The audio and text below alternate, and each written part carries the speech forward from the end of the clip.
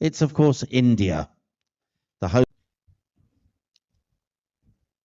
They say the soul of India dances between the roots of our traditions and dreams of tomorrow. Namaste world, I am Nandini Gupta, proudly representing India, a land which is as ancient as its ambitions, and it is soaring in its culture as it's soaring with hope.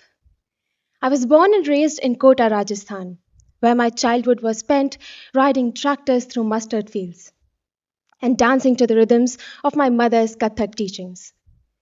My father, a farmer, never learned how to drive, but he made sure that I would drive combine harvesters and tractors.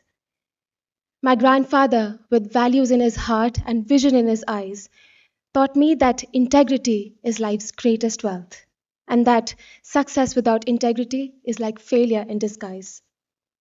From those fields, I was drawn towards numbers and finance, where I found myself loving them, enjoying them, and later I realized that numbers can tell deeply about human stories. And today I work in front of the camera as a model and an actor, blending creativity with discipline and passion with purpose. But my truest purpose was inspired by someone who never spoke much, but whose strength, determination, and resilience taught me life. He taught me the language of strength. My paternal uncle, my chacha, who has polio in his tongue, developmental delays, and intellectual disability. People often used to make remarks such as mental, abnormal, psychopath, madman. And I was always used to think what would happen to those who don't have the same love and support that my uncle has of my family.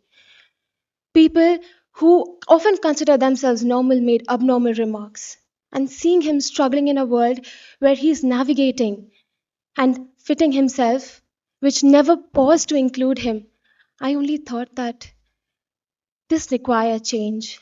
And that question does not just linger, but it transformed into Ekta. Ekta means unity. And it's not just about making spaces for individuals, but it's about standing with them, next to them, tall, proud, and giving them an opportunity to inspire and uplift themselves. Project Ekta has reached over 3,000 plus individuals throughout India. I've danced with the children who are visually impaired. I've had the most heartfelt storytelling conversation with children who have Down syndrome. And I've cycled beside para athlete champions who taught me that yes, spirit can often outshine circumstances. But all this while, I realized that it's not about someone's incapability that limits them, but it's about someone's and the society's willingness to look beyond labels. Together, we have built India's first community, which leads to differently abled individuals' circle storytelling area, where not only confidence bloom, but joy and spirit has no boundaries. I did not start Project Ekta to offer help, but I started it to offer representation, to provide amplification, and to dignify them. Because, you know, charity is not inclusion, and inclusion it's not charity, it's justice. And that belief is what brings me here. I've carried the dust of my hometown while I was chasing stars in Mumbai. I know the silence of being underestimated, while I also know the power of turning that strength into my silence and that silence into my strength. And that is the power I hold. And that's why I'm here at Miss World. To every part of me, the daughter of the soil, the girl who believes that her uncle is a hero, and the girl who believes in numbers.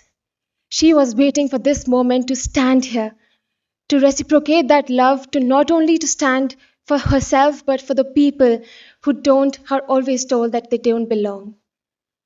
And that's why Miss World means everything to me. It's not just a platform where I wear a crown, but it's a platform where I can speak for myself and I can get that spotlight to them. A light where a hand can reach and you can say that, you know what, you belong and you matter as you are. That's why I stand here in honor of them.